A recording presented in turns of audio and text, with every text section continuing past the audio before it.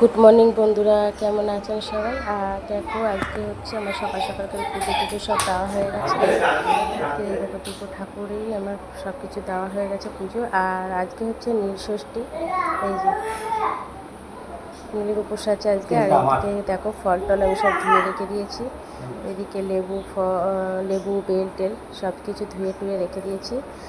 আর এদিকে দুটো মিষ্টি নিয়ে এসেছি, এই যে মিষ্টিও নিয়ে যাবো, একটুখানি পুজো দিয়ে আসবো। আর এদিকে দেখো ঠাকুরের জল টল ফুল টুল সব রেডি হয়ে যায়। একটা আকন্দের ফুলের মালাও নিয়ে এসেছি, কাটা মালা সবই আছে ওর মধ্যে।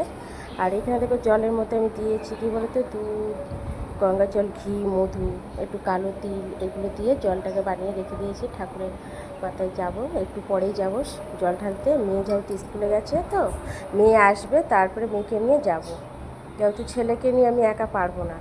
দেখো বলতে না বলতে মেয়েও চলে এসেছে। আর চলো এবার যাই শিব ঠাকুরের মাথায় জল ঢালতে। দেখো আমি এখানে চলে এসেছি, জল ঢালতে চলে এসেছি। আর এই জায়গাটা এসেছি কেন বলতে, এই জায়গাটা খুব ফাঁকা থাকে, মানে একদম ভিড় থাকে না, এটা ধীরে সুস্থে জল ঢালা যায়। আর এখানে দেখো ছেলেকেও নিয়ে এসেছি, মেয়ের সঙ্গে আছে। আর ছেলে তো এদিক ওদিক দৌড়াচ্ছে বলে ওই জন্য সঙ্গে করে মেয়েকেও নিয়ে এসেছি। আর এই জায়গাটায় মানে এত সুন্দর জায়গাটা। আর এটা হচ্ছে পুরো রাস্তার উপরেই বিশাল বড় একটা শিব ঠাকুরের প্রতিষ্ঠা করেছে একজনের বাড়িতেই, এটা রাস্তার উপরেই করেছে এইটা।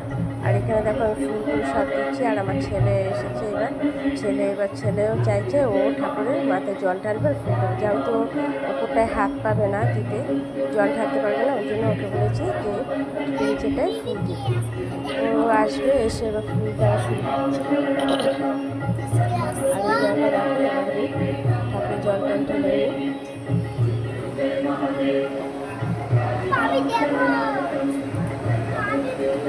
এই দেখো বলতে না বলতে ছেলেও চলে এসেছে, এই যে ফুল দেওয়ার জন্য ব্যস্ত হয়ে পড়েছে যে আমিও ফুল দেবো। ও যেহেতু ওপরটায় হাত পাবে না, তাই ওকে বলেছি তুমি নিচেটাই দাও। ও যেহেতু ডান হাতে দিতে হচ্ছে, বা হাতে দিতে আমার বাড়ির বলে মনে হয় ডান হাতে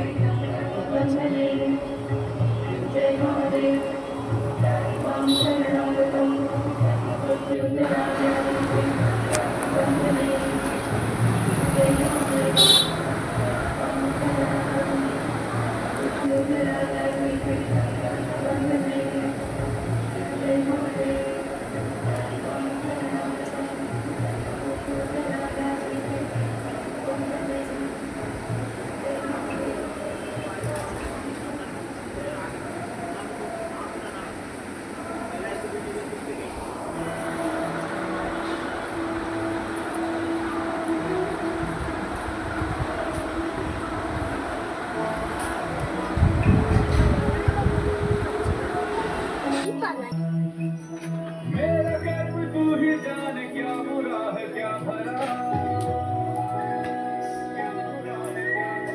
तेरे रास्ते पे मैं तो आंख मूंद के चला,